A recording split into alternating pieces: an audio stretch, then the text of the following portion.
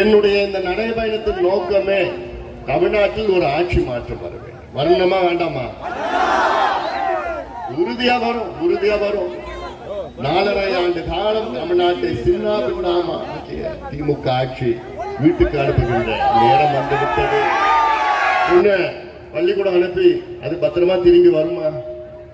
அந்த பயத்துலதான் நீங்களும் தினம் இருக்கிறீங்க.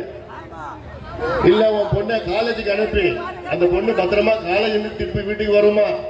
இந்த நிலையை இங்க மட்டும் இல்ல, தமிழ்நாடு முழுவதும் உள்ள அனைத்து தாய்மார்களும் அன்றாடம் மடியில நெருப்பை கட்டிக்கிட்டு ஐயோ பொண்ணு படிக்க வச்சிருக்கமே திரும்பி வருமா திரும்பி வருமா? ஏன் 4 வயசு குழந்தைய கடத்திட்டு போய் கற்பை, 8 வயசு குழந்தைய பெண் குழந்தைய கூட்டிட்டு போய் பாலியல் வன்கொடுமை, 12 வயசு பெண் குழந்தைகள், 16 வயசு, யாருக்கும் பாதுகாப்பு இல்லை.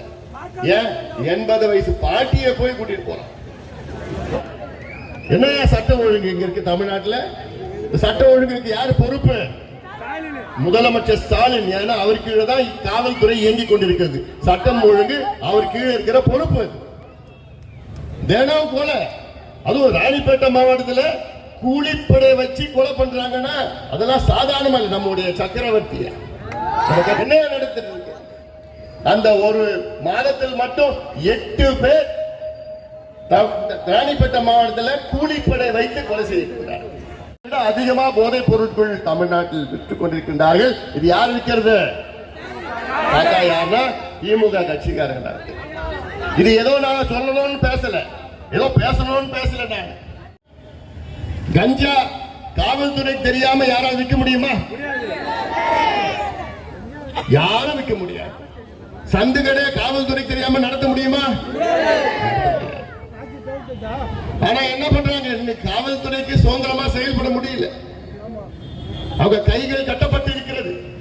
இந்த மண்ணையும் மக்களையும் நான் பாதுகாப்பு சேர்ந்து திமுகவை புறக்கணிப்போம். செய்திகளை உடனுக்குடன் தெரிந்து கொள்ள கீழ்கண்ட கேபிள் மற்றும் டிடிஎச் நெட்வொர்க்குகளில் எம்நாடு செய்தி தொலைக்காட்சியை காணுங்கள். பாதகம் செய்பவரை கண்டால் நாம் பயம் கொள்ளலாகாது பாப்பா. மோதி மிதித்து விடு பாப்பா, அவர் முகத்தில் உமிழ்ந்து விடு பாப்பா. அண்மை செய்திகளை உடனுக்குடன் தெரிந்து கொள்ள இணைந்திருங்கள் எம்நாடு தொலைக்காட்சியுடன்.